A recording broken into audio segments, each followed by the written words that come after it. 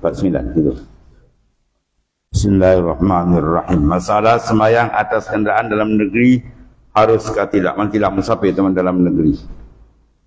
Kenderaan dia tidak musafir. Sebab ada musafir ada rukhsah syar'iyya kan. Banyak kelebihan-kelebihan kemudahan, kelonggaran diberi. Kata Imam Syafi'i rahimahullah dalam Al-Um, dan tidak harus bagi orang yang berkenderaan dalam negeri bahawa sembahyang sunat ia atas kenderaan, melainkan hendaklah sembahyang ia sebagai sembahyang fardu menghadap kiblat dan turun ke atas bumi. Dan tidak harus sembahyang atas kenderaan itu pada fardu kerana bahawasanya asal fardu orang-orang sembahyang bersamaan, melainkan sekiranya menunjukkan oleh kitab Allah Ta'ala dan sunnah Rasulullah SAW bahawasanya mengharuskan bagi mereka itu. Ya. Jadi kalau ada sunnah mengatakan hukuman pengharusan boleh. Bila mazhab Syafi'i tak nak. Kalau wajib tetap dia kena apa? Kena menghadap kiblat juga. Sepanjang sunat tak. Dia ada kiblat, lepas tu ikut arah mana dia pergi. Sudah masalah 150. Sembahyang atas kenderaan kemudian masuk negeri dalam sembahyang apa hukum? Sembahyang kenderaan, mana dia ambil rukhsah syarak. Dan kemudian masuk dalam negeri. Dan mungkin balik apa hukum sembahyang. Kata Imam Syafi'i, jika memulai seorang akan sembahyang sunat atas kenderaan. Ya, dia sembahyang tu dalam musafir, di atas kenderaan dia. Kemudian dalam musafir tu dia pun sampai ke tempat dia. Mana rukhsah dia habis. Kemudian masuk ke negeri sebelum selesai sembahyang. Nah, saya tidak harus baginya menyelesaikan sembahyangnya kemudian daripada ia sampai ke negeri itu, maka adalah yang wajib atasnya bahawa ia turun. Dia masuk ke negeri habis rukhsah tadi. Dia kena turun dan rokok macam biasa, balik sujud macam biasa. Ya, di bumi. Dan begitu juga lah apabila singgah ia dalam satu kampung atau lain, tiada baginya menyesalkan sembahyang itu. Jadi maknanya dia kena apa? Dia kena buat macam biasa. Dan masalah 151, sembahyang atas kenderaan itu melalui kampung apa hukum?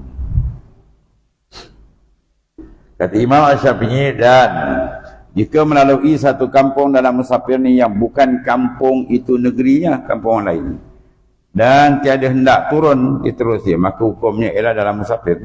Sama ialah, tak ada apa-apa. Teruskan sembahyang dia dalam keadaan mengambil rukhsah syar'i itu boleh.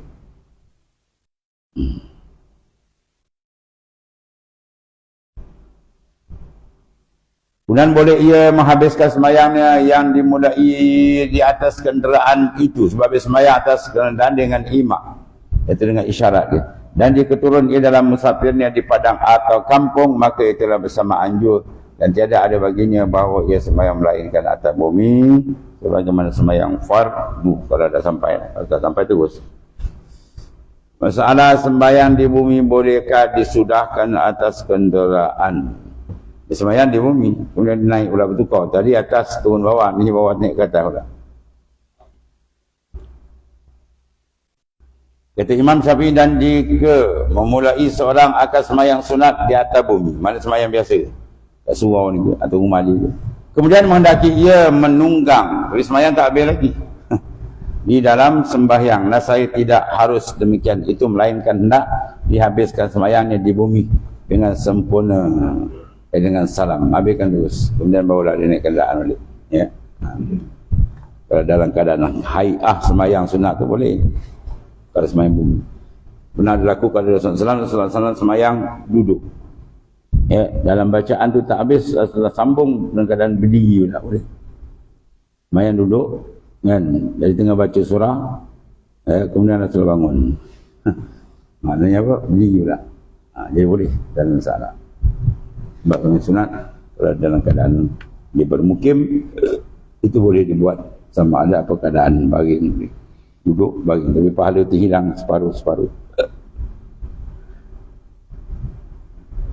Dan tiada terbilang ia sembahyang sunat atas kenderaan hingga memulai ia kenderaan atas kenderaan atas sembahyang. Kemudian kepada penceraiannya turunlah.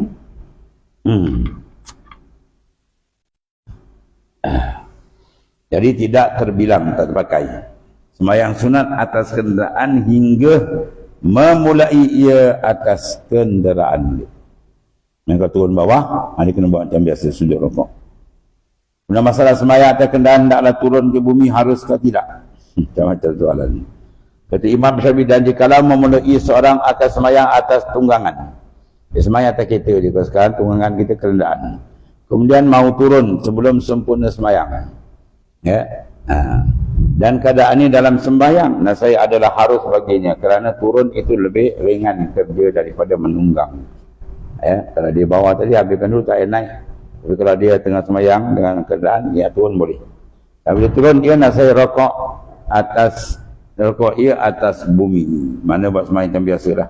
Dan sujud, mana sujud atas bumi, rokok dia biasa. Dan memadai dengan daripada lain.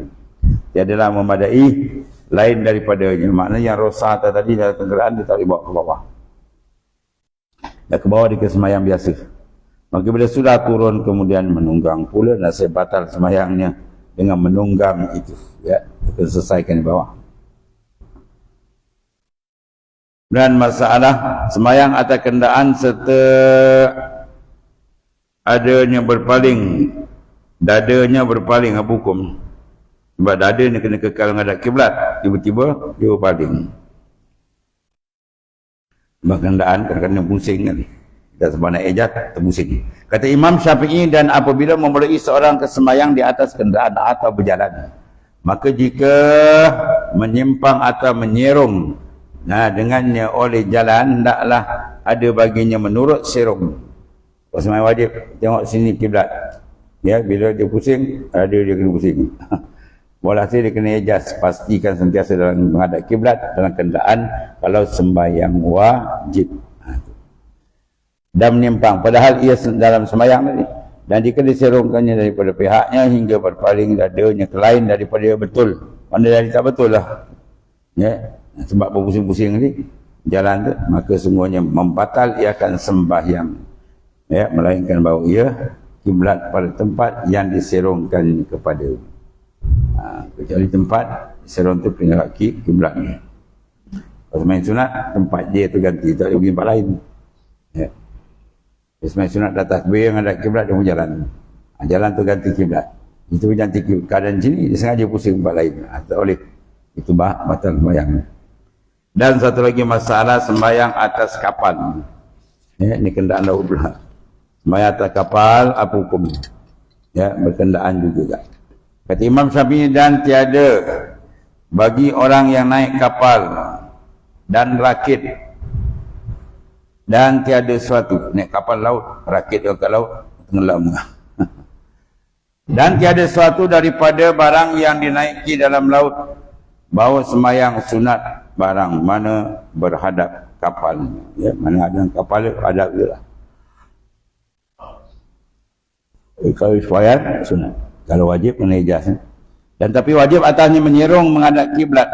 Dan jika karam ia, maka bergantung ia di kayu masalah. Hebat ni. Berkaram.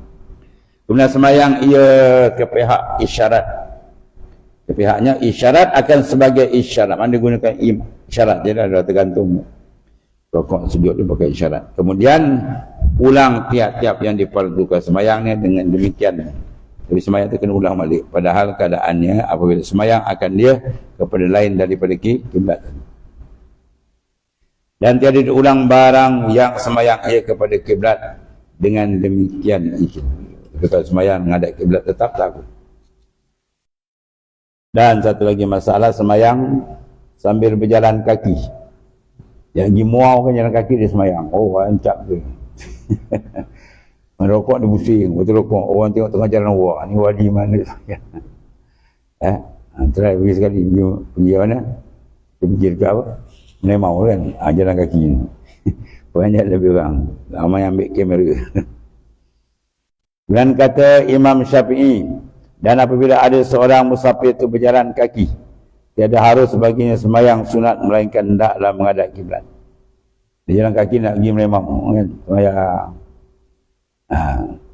Tapi bila tidak harus sembahyang, melainkan hendaklah dia menghadap kiblat lalu mengangkat takbir. Mana orang yang sembahyang musafir berjalan kaki tidak harus bagi sembahyang sunat, melainkan hendaklah menghadap kiblat pada takbir itu, lalu mengangkat takbiratul ihram, lalu hal keadaannya wajib, kemudian baru dia berpaling. Ya, ketika jalan kita belah sana bukan kiblat, yang angkat takbir menghadap kiblat, dah habis berpusing. Yang pusing sebab tu yang tempat kita nak begitu ganti arah kiblat. Tapi yang pusing tempat lain yang bukan tempat arah kita nak, kita batal. Jadi arah dia tu menggantikan kiblat bagi sembahyang sunat. Sembahyang wajib tak boleh, dia kena hijaz supaya kekal menghadap kiblat. Kemudian berpaling ia lepas takbiratul ihram menghadap kiblat. Pihak yang hendak diperginya berjalan, maka bila sampai masa rokok, nasai tidak memadai akan dia pada rokok dan tiada pada sujud, melainkan bahawa rokok ia dan sujud ia di bumi menghadap kiblat. Yang dia pergi apa? Pergi menemah dia. Bila nak rokoknya, kiblat sini kena pusing. Lepas tu tidak semua sujud balik, pusing balik. Wah, dia kata ini sembahyang dia macam. Buat sekali dan sebelum mati. Ya. Pergi menemah tu buat sekali. Tengok betul, wah, ini betul-betul beramal dengan ilmu. Habis tu.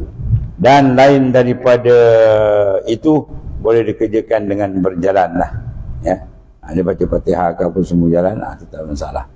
Habis. Kemudian babu maja iza khatarlah asya' wa uqimatis salah fabda'u bil asya' ila ilmu ma'alam.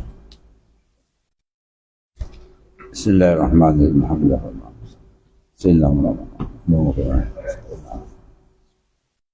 Alhamdulillah. Subhanakallahumma